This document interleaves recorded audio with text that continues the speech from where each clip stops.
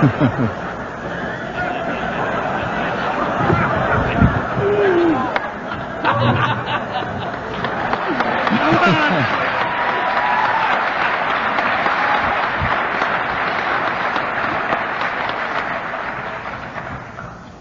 evening, everybody. My name's Sandy Beach, and I'm an alcoholic. How you all doing? That introduction was a little more accurate than Fred realizes.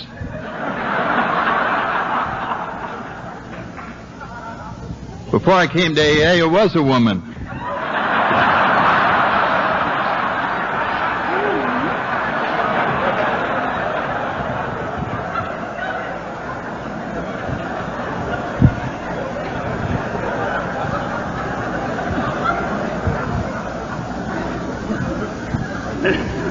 But when I had a spiritual awakening, it went all the way.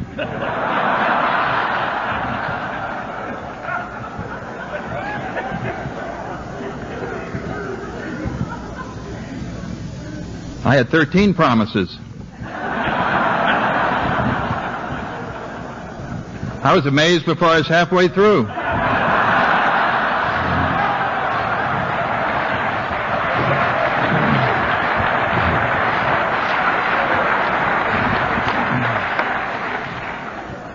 When you stand at the turning point, you never know what's going to happen.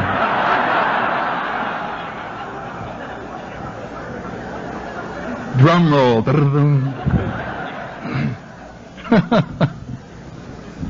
I better watch out, they'll turn me back.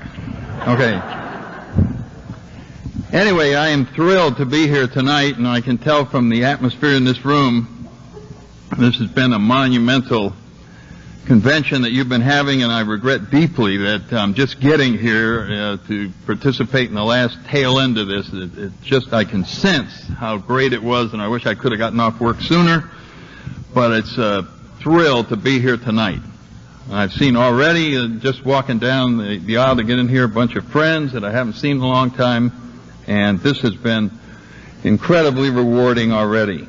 I came into Alcoholics Anonymous a little over 25 years ago, and I haven't been drunk since my first meeting, and I owe it all to not drinking. I like to get that. I always like to get that point across, especially to John H., that we don't have a specific step or a slogan about that. Don't drink. It's sort of implied in a lot of our literature, but it's never specifically addressed.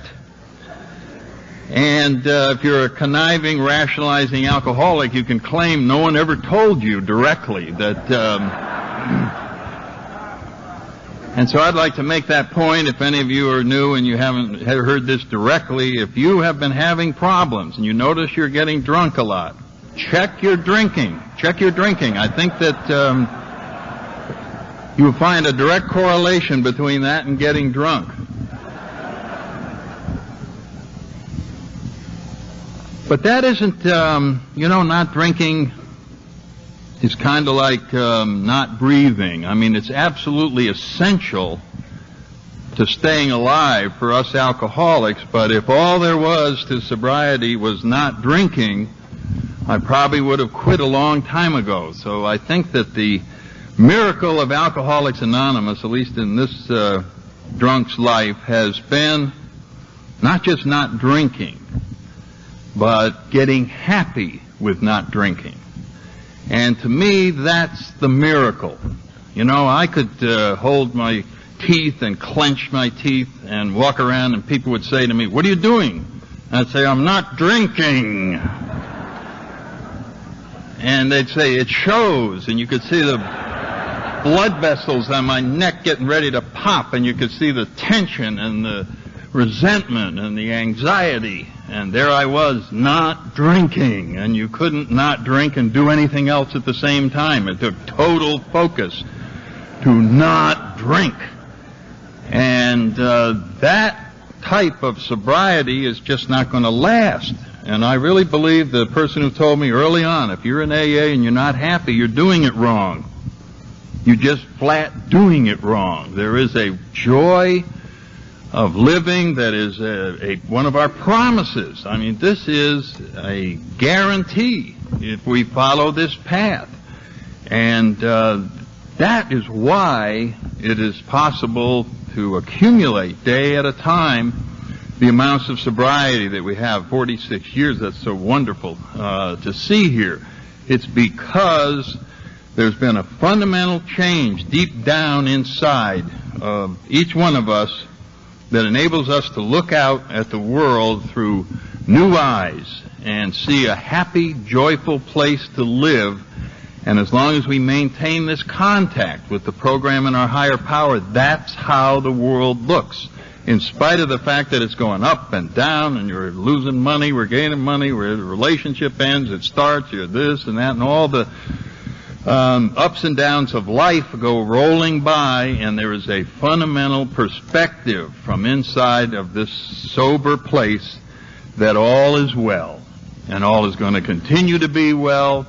People are wonderful, and there's a marvelous world to live in. Now, that's not the way I saw the world before I got to AA. I saw the world, like so many people growing up, as a very intimidating place, full of anxiety. I had the same feelings that I suppose most young people have when you're young and then become a teenager and you're looking around. And I don't know about you all, but my memories of a teenager are something like I spent a lot of time wondering what the hell was going on. I mean, I'd look around and I'd go, what's going on around here? Does anybody know what's going on around here? And I didn't want to tell anybody that I didn't know what was going on. But then they'd know I didn't know what was going on. And they looked like they knew what was going on. And so I was collecting information about what was going on. I think this is sort of, you know, who am I? What's the world all about? And what are women all about? And what's sex all about? And what is growing up? And what is the job? And where am I supposed to go? How do I behave? How do I react? And this is it. And I got a lot of information. And I got it sort of secondhand. I got it from other people. I read certain books. I was taught certain things. Learned a lot in bathroom walls. Boy, I picked up a lot of tremendous amount of information about what was going on was shared. And of course you'd read that and you'd go, God, I didn't know that. That's staggering. That's really what's going on. But you couldn't ask anybody because then they'd know you don't know what's going on. And you couldn't have that happen, so you just internalized a tremendous amount of ideas and perspectives. And that was my view of the world from deep inside of me. And I looked out there with all this information that I had collected by the age of 16, 17, 18. And while I conceded that I may have had some fun, and I had some friends, and I had this, there was a deep-seated feeling that this was a very frightening place to be. And the longer you stayed alive, the worse it was going to get. That was sort of my fundamental outlook on the world.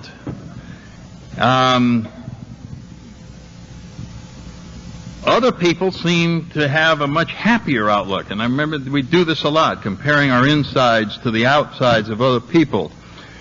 And I just felt that anxious apartness that Bill writes about in the 12 and 12. There was that sense of being part of something but being separate from it at the same time. And I spent a great deal of time concerned about this. How am I going to work through this? And my friends at this point in time had started drinking. It was a natural thing to do by the time you were 16, 17, 18, but I was holding out. I was holding out for, I belonged to a church at that time who taught something about a place called Purgatory. And if you did certain things, you racked up lots of years there, and I was keeping a mental calculation, and man, it just, I couldn't help myself. There was just sinning going on a steady basis. Out in our neighborhood, I come from Connecticut, and back in the 40s, there was I think we made the papers, there was this epidemic of impure thoughts that went through that area. everybody under 16 was racking up thousands of years every night just in purgatory. So I had, by my calculation, 250,000 years probably to do. And there was some ground rule in this church that if you didn't drink until you were 21, you got a bonus of, I forget what it was, but it was a lot of years out of there, so I was not drinking in order to do that. Well, there came a time when I got to the university where I was entered as a freshman. I got there and I felt totally intimidated by all the people who came from around the country. They just all seemed to understand. They all knew how to dance. They were so sophisticated. I felt like sort of a country bumpkin or something, just not knowing. Didn't have as much money as other people had. All of those wonderful feelings. And there came an evening, I'd been there about 3 months, when this group was put together. And I always remember this. And I hate those kind of events. They're much better today, but I've never liked them. It's called Get to Know Each Other Night. And you take 50 strangers, you put them in a room, and you say, mix. Hi, hi, hi, hi. And you go around and you mix. And I just would walk into this mixing situation and freeze. I would just go, God, I hate this. He said, I don't know anybody here, and now I got to start from ground zero. And I'd start over here, and these group of 10 people were already talking and like they already knew each other. And I'd go over there, and they'd look at me, and I could tell I didn't belong there. And I'd go over to this place and be peering in, and they'd 2 people, and they seemed to be really talking, and obviously didn't want to be interrupted. I'd go over here, and there was 3, and there, circle the entire room, and I didn't belong anywhere. It was like odd man out. Now, this group, not that one, not a one. Was there anybody who looked up and gave me any sort of encouragement to come in or join in or anything? It was almost like a hostile look, like, what are you looking at? What are you staring at us for? What do you want here? And I had that feeling, start perspiring, and I'm in with 50 mean people who just are ganging up and so on down. And I knew I had to stay there, and it just was getting worse and worse, and I decided, the hell with purgatory. I'm probably not going to get out of there anyway. That was probably a crazy deal. And my roommates had told me about alcohol, and they said, boy, you ought to drink. What do you mean you're not drinking yet? This stuff is wonderful. It makes you feel great. And I said, well, I'd sure like to feel great. So I got a glass of whiskey and soda, whatever it was, and drank it down and stood there waiting to feel great. And nothing happened. I remember just tapping my foot and sort of looking at my watch and going, man. So I called that guy over. I said, let me have another one of those things. They don't seem to be working here. And poured that down. I'm standing there waiting. I don't feel anything. So I got a third one. I said, give me another one of those things. And didn't like the taste. But I was taking everybody's word for it. Said, you're going to feel good if you drink this. And I was standing there waiting to feel good, and I was sort of over on the side talking with this bartender. And while I was consuming that third drink, the miracle occurred.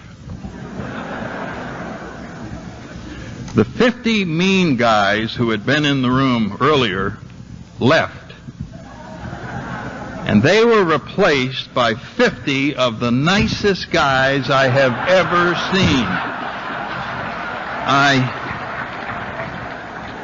I don't remember feeling any different. I just turned around and saw loving going on out there. There was people, they were all looking at me going, please join our group. Come over and talk to us. And I remember just going, hey man, and you have to wait your turn. I'm going to start over here and coming around. I remember just going, boy, are these people lucky. I'm about to join them. And just went out there, and everybody was, I'll tell you, it was wonderful. Telling jokes, telling stories, and knew people's names. How do you do? Yes, sir. You talk about intuitively knowing how to handle situations that used to baffle you. It just was wonderful. And I've been drinking for 10 minutes. I drank it for 10 minutes, and I found that the world I lived in changed 180 degrees. And I think back on it, and to this day, I believe that's what makes me an alcoholic. Alcohol had the power to change the world that I lived in from a very intimidating, frightening, anxiety-filled world into the world that I had heard about, where people were fundamentally good, where people were fundamentally trusting, where there was a degree of harmony and camaraderie, where there was a sort of a brotherly love. That's what I saw in the world when I drank. And so alcohol had a very, very powerful effect on me. And I agree with Clancy when he says it isn't so much what alcohol does to us, throwing up, dry heaves, high blood pressure, convulsions, DTs, arrests, teeth knocked out, divorces, jobs, and all of that. But that really isn't what makes us alcoholics.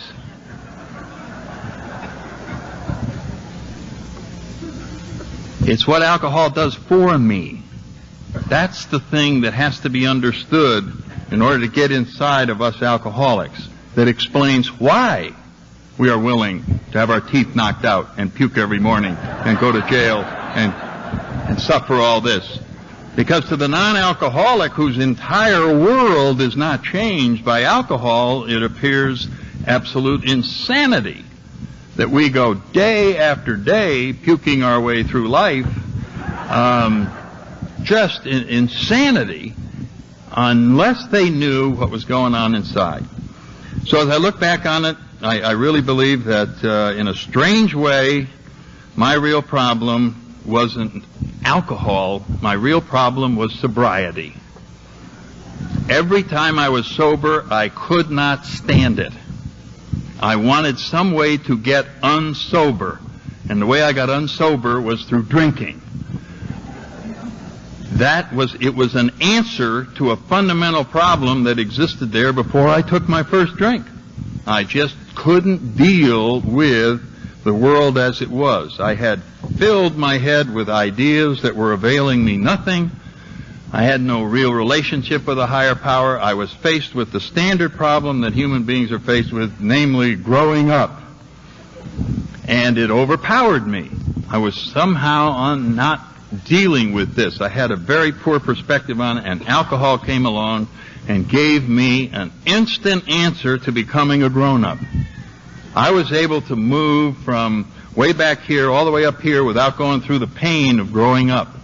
So I could just chemically get the perspective of a person with peace of mind. I could chemically get the perspective of a person who was in harmony with the world. Alcohol had this wonderful power. And so I literally turned my life over to alcohol on that night. I think I, without knowing it, made a promise that I would always have this friend with me, and if I did, all would be well.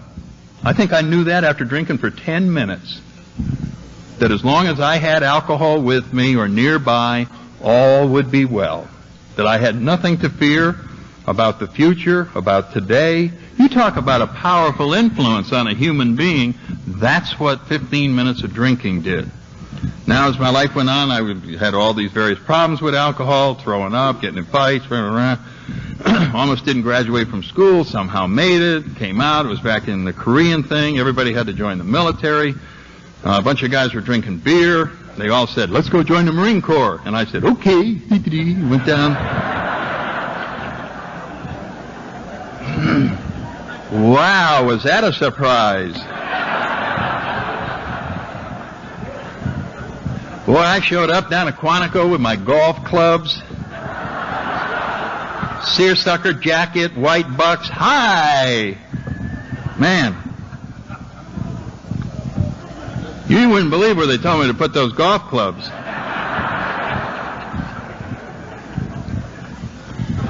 So after the rude awakening of what the Marine Corps was, and shave all your head, hey you, bam, and here we started, and I started in on this thing, and it was not my cup of tea. I knew I'd made a horrible mistake. These guys were crazy. I mean, they just loved. If you could make it worse, then they would be happy. You know what I'm talking about? Hey, tomorrow night it's going to be 20 below. Tonight it's only 10 below. Let's sleep out tomorrow night. You know, that kind of a... So I knew I was in the wrong crowd. This was not my thing. And fortunately, during the training, went through boot camp, then we went through the officers' school 6 months, and during that they had movies about all the various careers that people can have, and they had on the screen pilots. Now I saw some people I could identify with. They weren't out jigging in the snow. They were at the bar in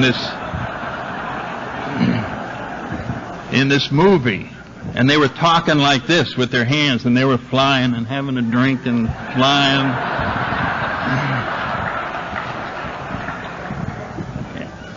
And this was not a dumb alcoholic, so I had my hand up, and I'd never been in an airplane in my life, but I knew that I was a born pilot. And somehow I got accepted into flight school, and I got married, and my bride and I went off to Pensacola, Florida to go through naval aviation training, and I got airsick on the DC-3 flying down.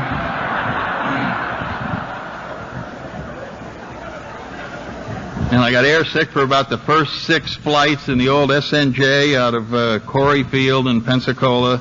My flight instructor said, "One more time and you're out of here." You know, I'm just barfing all over the thing. But eventually that all calmed down, and I ended up going on and getting my wings and flew for the Marine Corps for about 11, 12 years. And was in fighter squadrons and having a career, very exciting, overseas. Yay, boy, very, on the outside. This guy is really moving along, and 6 kids, family, all around. All of a sudden, I didn't even have a damn table or chair at the table anymore. I'm looking in there and getting crowded out by this mob that's in there. And I've got my friend, and we're drinking, and, it's just one big party, and we're going along. But, this disease was beginning to really work. It was starting on the inside. And where in those early years the world would become so intimidating, and I'd have a drink and it would fix all that, now the drinking wasn't quite fixing all that. Some of it was penetrating. Some of it was starting to get way down inside. And even when I had alcohol in my system, things weren't fundamentally all right. And I had to drink more, and I was trying to find other ways. What can I do? And I knew that something bad was going to happen. I had that feeling of impending doom.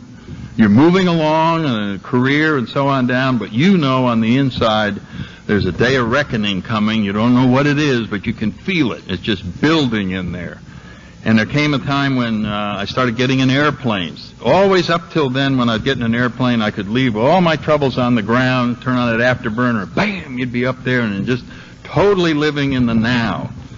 And there came a time when that wasn't possible. My problems were going supersonic with me. They were just still, I'm worried. I don't know if I couldn't remember what lie I told the commanding officer. Did I tell him I was over here or there? Or all of the past is catching up. I'm panic-stricken about the next physical. They're going to find all this high blood pressure, and I'm starting to notice a little trembling in the hands, and they're probably going to discover that. How many of these secrets can I keep? And it just kept building and building. And soon I developed a basic distrust of the pilot of the plane I was in, which was me.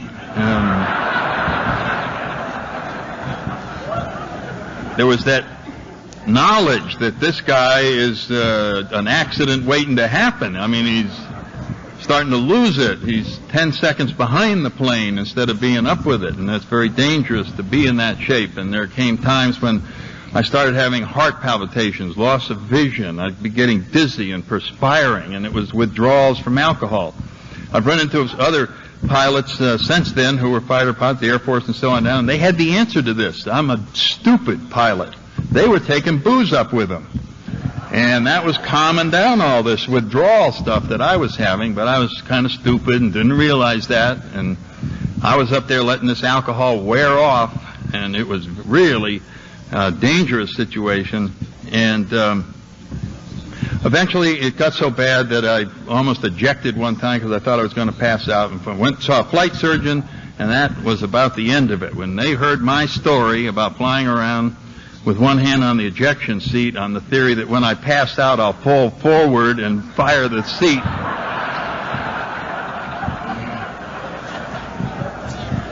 And they said that wasn't in the handbook anywhere.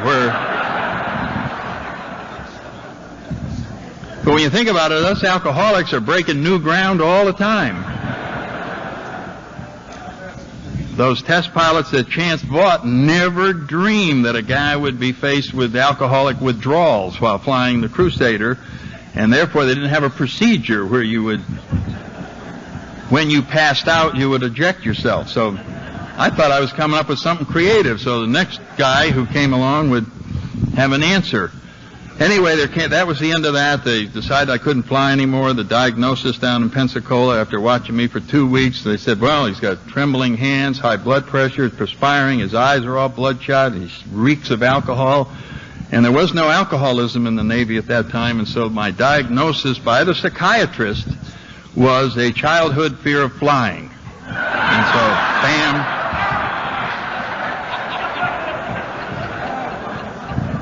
And that's how my whole case was written up. This man never should have become a pilot. We found some evidence in his childhood. He fell out of his high chair and has a subconscious fear of heights. We never should have let him fly for these last 12 years.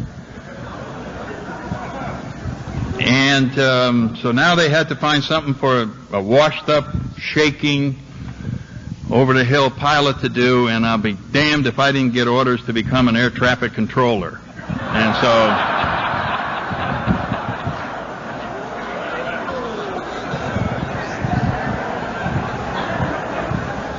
that's what I did in my last year of drinking, was to bring planes in the bad weather when they couldn't see the runway. So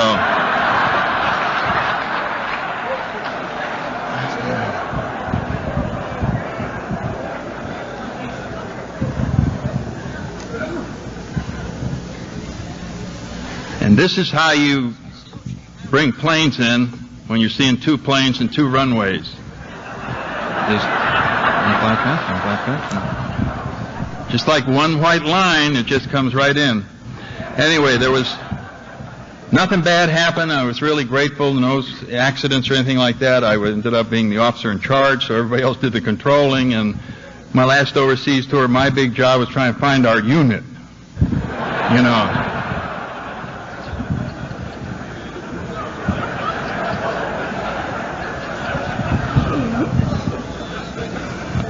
Anybody who was in that unit remembers that. Just go, here comes the captain, he's going to go right by us again. I'd be on my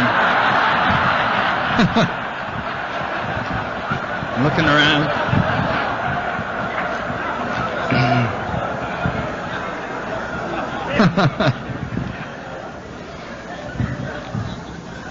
But during that year, I became a daily drinker, drinking around the clock, vodka, just trying to hold in there, malnutrition, lost about 50 pounds, just, the end is coming.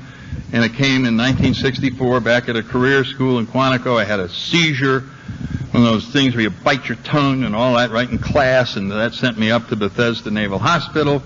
And after a couple days of observation, I went to the DTs, the straitjacket, and got locked up in the nut ward, stayed there for 6 months.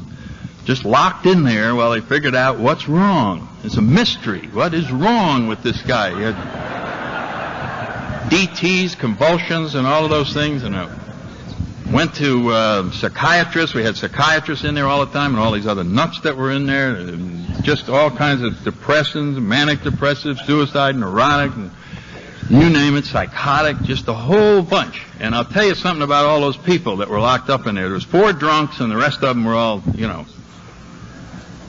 They looked down on the drunks. They looked down on the drunks. And so I figured that where I had gone after all these years to write home to my parents, I was now low man in the nut ward, which was the position.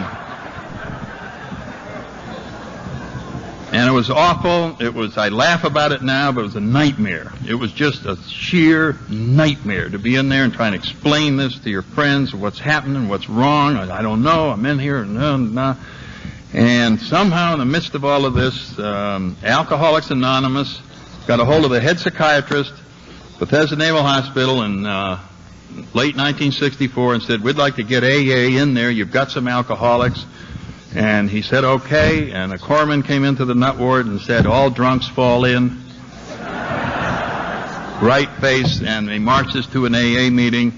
And that's how I found Alcoholics Anonymous. Now, I didn't believe in it. And a few months later, when I got out of there, I started drinking again for a period of a week or two. And then I called AA on my own. And on Pearl Harbor Day in 1964, a great big guy, who's still my sponsor, showed up at my front door. A huge Marine with a crew cut and just mean-looking guy. He was like a captain out of the recon battalion. He was, for a couple of years, he was in explosive ordnance demolition. He said it was the best job in the world for a practicing alcoholic because nobody was looking over your shoulder while you were working.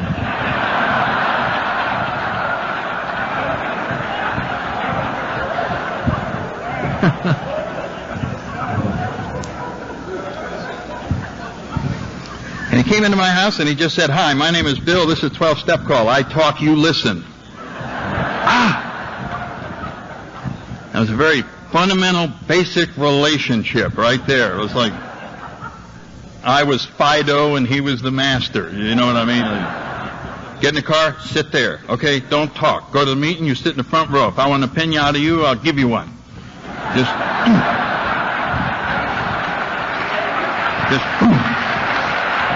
mean.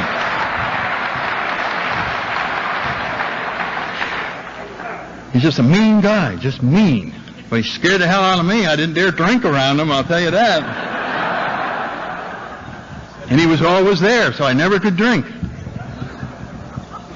And after a while, I had a whole bunch of sobriety. We just went to a meeting every night. There wasn't any questions asked. I'll pick you up tomorrow night, 8 o'clock, and drive off. And you knew if you drank or didn't show up, you would get hurt. So there was very little finesse in his approach to Alcoholics Anonymous. But he kept us sober, and here it is 25 years later, and I just tell you that the things that have happened in Alcoholics Anonymous have been just wonderful. And I can't thank my God and my wonderful fellowship, all the home groups and people that I've been associated with that have inspired me, given me their example. It's just been marvelous. I know we have some new people here tonight. I'm just going to share a couple of things that I think were turning points as I came along in my sobriety in Alcoholics Anonymous. And I suppose the most important one comes centered around the second step. I think that was one of the most important phenomenon that I went through. And this was a step that I like to call the debate step. This is the biggie. You come in and you admit you're powerless over alcohol and your life's unmanageable.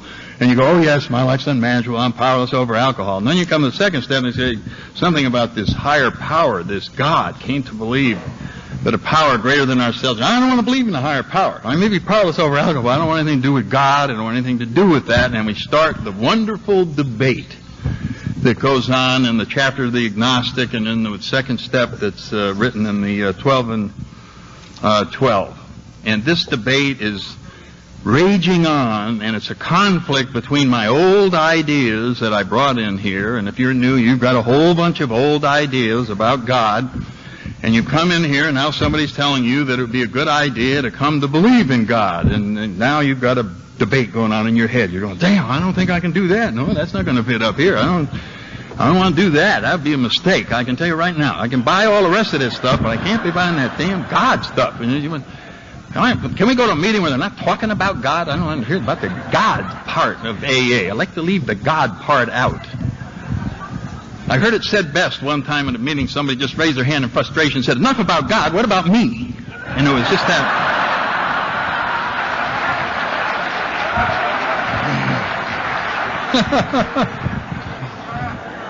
So you all know, if you're either in the debate or when you went through it, that, I wish they'd stop talking about God because it ain't setting well in here. And there's a real debate going on, and maybe if I can share with you our transition in my crazy little mind between the first and second step, maybe it'll help you understand how you could resolve this debate, because unless you win this debate in the right fashion, you will have terrible sobriety, if any.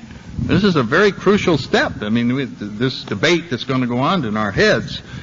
And so the way I would imagine this, if you can understand the first step where we talk about being powerless over alcohol, then you have come a long way towards becoming spiritual, whether you realize it or not. Because when you've said that you're powerless over alcohol, you have said, whether you intended to or not, that the only thing that can save you is a higher power.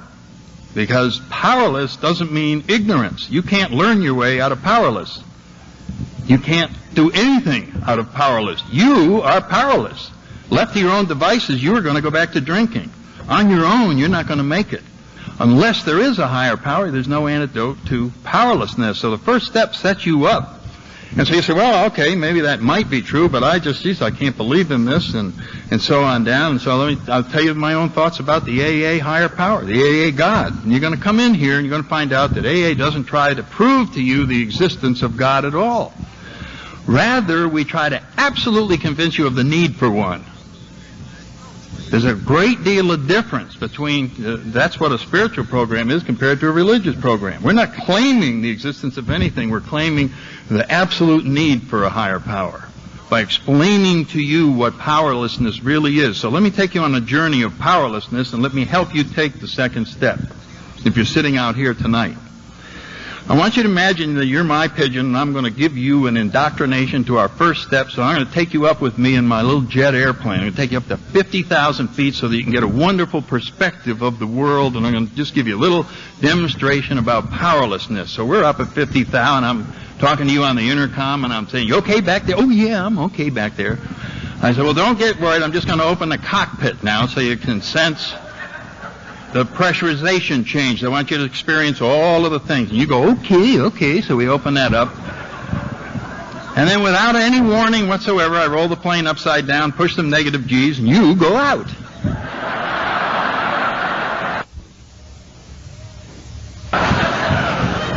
And you don't have a parachute. And I'm saying, okay, can you hear me all right? And we're still talking on the radio, and you've got your little headset on, and you're going, yes! I said, are you getting a feeling of powerlessness? Do you understand? Are you sensing powerlessness?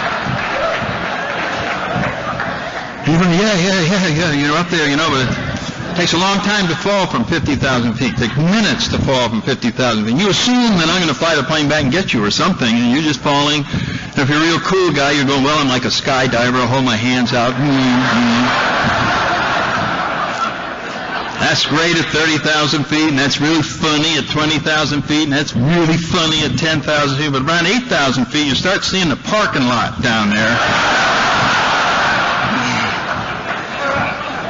And it is picking up speed. As a matter of fact, you can see a truck down there that looks like it has your name on it. And things are coming fast, and you are getting a feeling of what powerlessness is really all about. And about 8 feet from that truck, a big hand comes down from the sky and stops you about 8 feet from the truck, and a voice just comes from out of the heavens. And it says, excuse me, we're conducting a survey.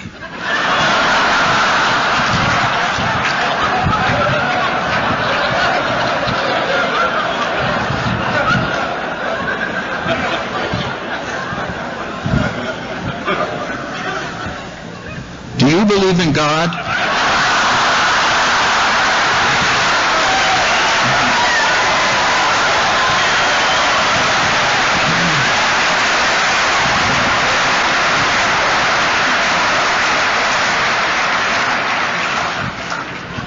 Now you're ready to take a second step.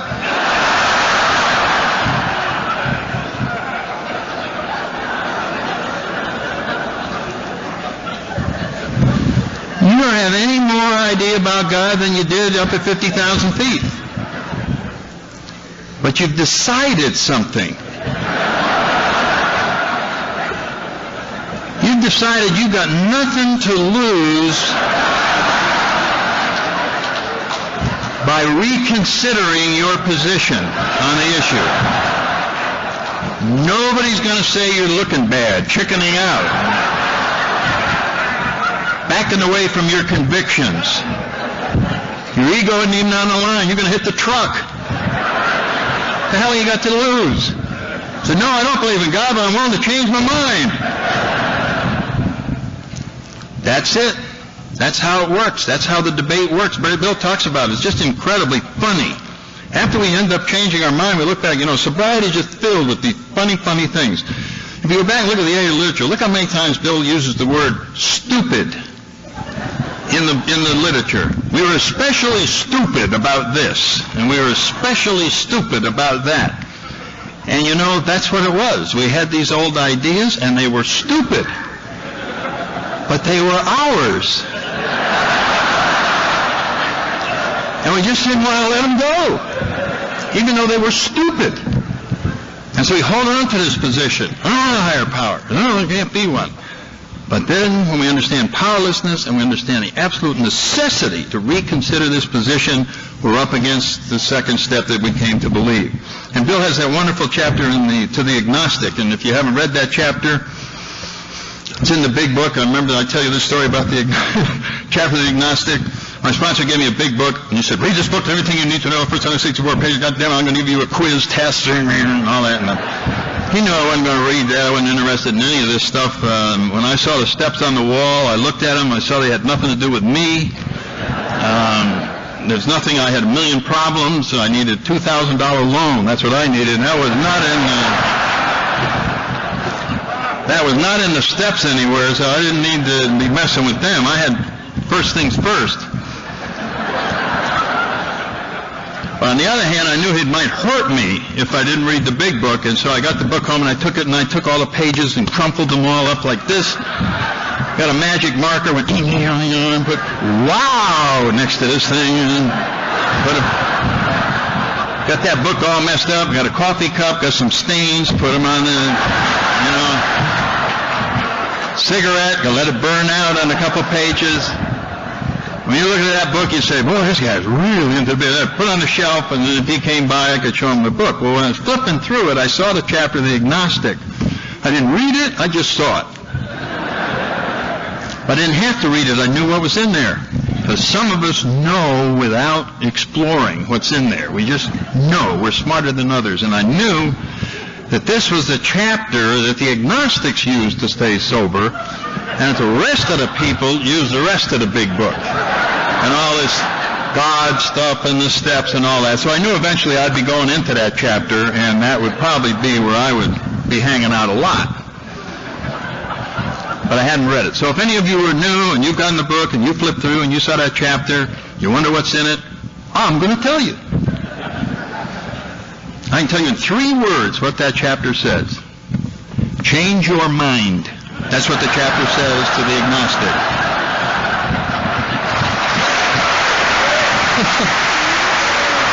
Says,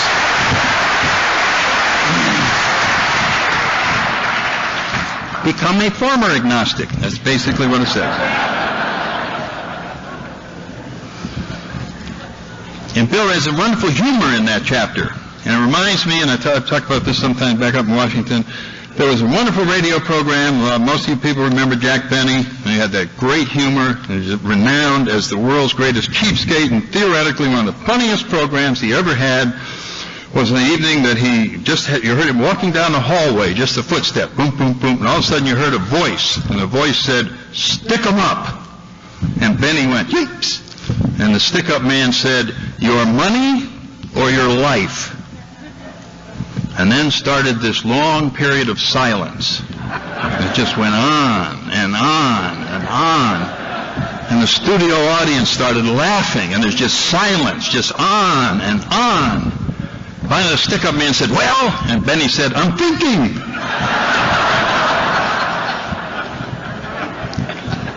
And he was caught on the horns of a dilemma. And to us, it's a humorous dilemma. It's absolutely preposterous that a human being would be standing there going, your money or your life, and you're going, let me see, my money or my life, my money or my life. And we laugh and we go, ho, ho, ho, that would never happen to me. And there's the story of the young alcoholic. He was up in front of the judge, and the judge said, young man, I picked you up, been drunk in public 15 times this year. I'm finally going to have to come down hard. It's either a year in jail or one AA meeting.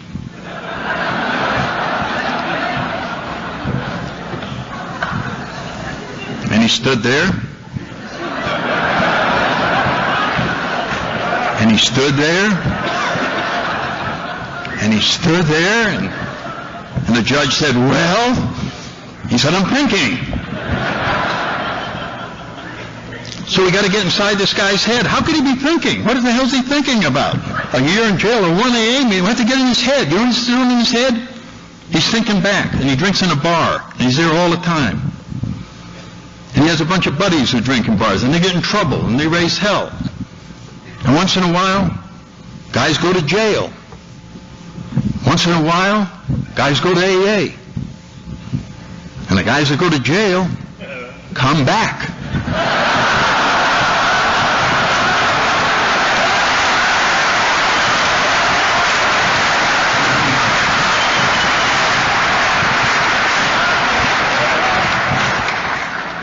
So he's caught on the horns of the dilemma, and he stands out there, and there he is. And so we have a similar one. You go open to 12 and 12, and you see this wonderful Jack Benny dilemma that Bill writes about in the second step. And it says something, I'm paraphrasing slightly. To live on a spiritual basis, or to be doomed to an alcoholic death, is not always an easy alternative to face. And so here we are, you're new, and you're at the first crossroads after you surrender, and these crossroads are going to come along, and this is the biggie. Don't want to make a wrong turn here. You've been going down the road, and all of a sudden, here it is. Alcoholic death, spiritual life.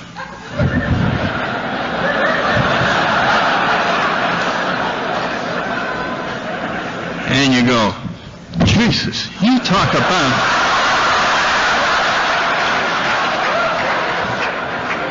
You talk about two crappy choices.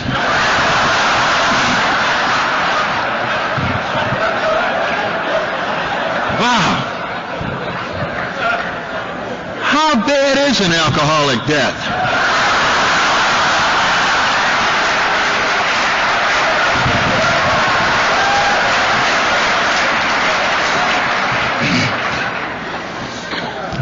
That's what our old ideas tell us about a spiritual life. We don't have any idea what it is, and kicking and screaming, we get pushed down that road only to avoid going down that one. And look what it gets us. Look what it gets us. Down the road we go, and we start finding out what our fundamental nature is. We start finding out how beautiful the world is. And if you're new, let me tell you what I think happens. You get handed a present when you start down that road. It's the most beautiful present you will ever receive. And that present is you.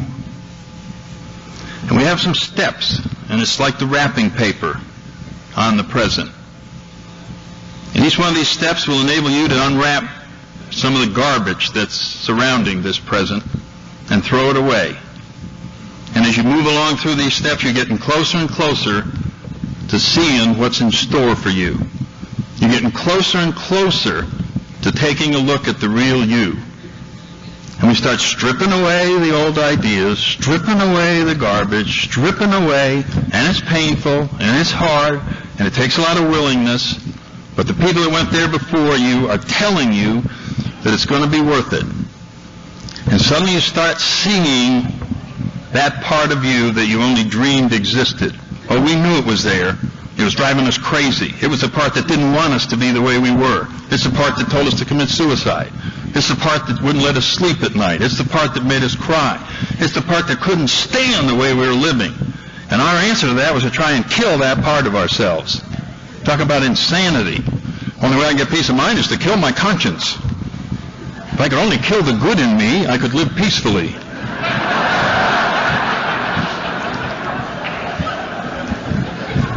And AA inexorably unwraps this package, strips you of all of your false identity, all of those old ideas, and miraculously something beautiful comes out.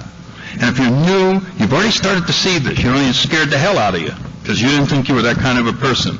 But you've been sober about 3 months, and you're sitting at a meeting, same old self-centered guy, tough guy, and a new guy comes in. He's been there sober about 4 hours. He's over trying to get a cup of coffee, and the damn cup is shaking so bad he can't get any coffee in it.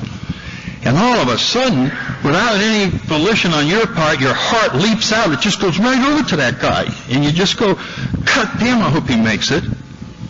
And he sits down, and you learn his name is Fred, and you almost go over to him after the meeting, but you don't. And you go home that night, and you just go, God, I hope that guy makes it next week. And then you're sitting there going, I hope he makes it next week?